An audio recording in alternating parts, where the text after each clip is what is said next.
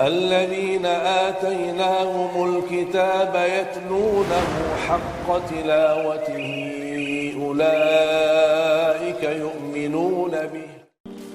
Orang mukmin selalu optimis. Tidak pernah orang mukmin merasa panik, takut, atau dia merasa bosan karena keadaan tertentu. Orang mukmin selalu mengambil hikmah, walaupun kita belum tahu apa hikmah di balik ujian ini. Tapi kita sebagai orang mukmin pasti meyakini tidak ada yang buruk datang dari Allah. Pasti ada baiknya. Di antara kebaikan yang kita dapat adalah kenaikan derajat kita di sisi Allah kalau kita sabar, dan terhapus dosa-dosa kita semuanya. Dan salah satu amalan yang membantu menolak bala, sebagaimana saya pernah sebutkan, ma nazala bala'un illa bidham wa ma rufi'a illa bitaubah.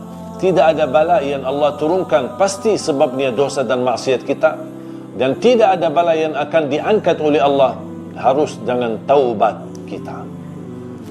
Selain taubat, salah satu yang menolak bala dan mengangkat bala adalah sedekah.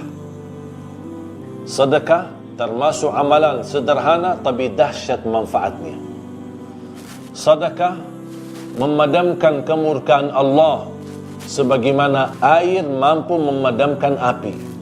Sedekah menjaminkan ampunan dosa.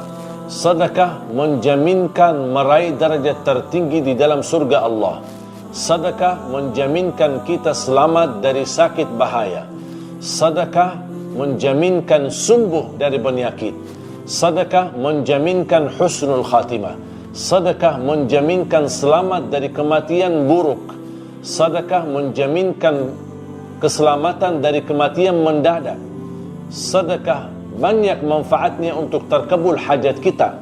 Sedekah, orang-orang yang mencintai sedekah dan suka berbagi akan dibawa naungan sedekahnya nanti di hari kiamat sampai menuju surga Allah Subhanahu wa taala.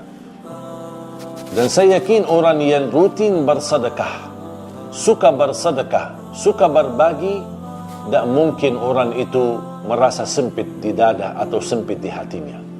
Pasti bahagia. Walaupun penghasilannya pas-pasan, walaupun penghasilannya belum tentu mencukupi, tapi dia komitmen menjalani sedekah untuk Allah Subhanahu wa taala. Tetap dia tunaikan sedekahnya setiap waktu, setiap saat. Saat sakit dia bersedekah, saat sehat dia bersedekah, saat kaya dia bersedekah, saat susah dan miskin dia bersedekah. Apapun keadaannya, dia tidak pernah tinggalkan sedekah karena dia tahu sedekah itu luar biasa manfaatnya.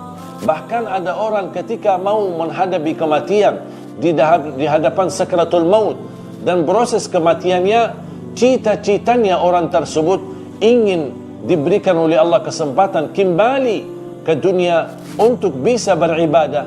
Di antaranya dia minta diberikan kesempatan umur lebih panjang agar bisa bersedekah.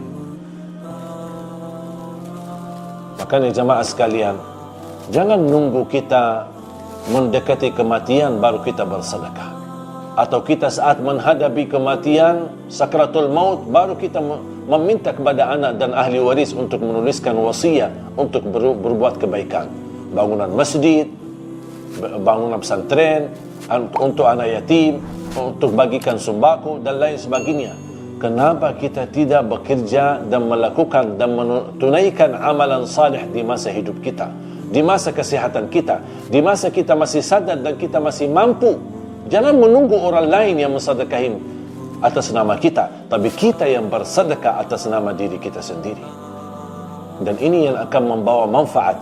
Dan setiap kita bersedekah, berarti kita akan isi tabungan rekening akhirat kita. Begitu kita dibangkitkan oleh Allah hari kiamat di akhirat, kita akan menemukan rezeki yang selama ini kita sedekahkan.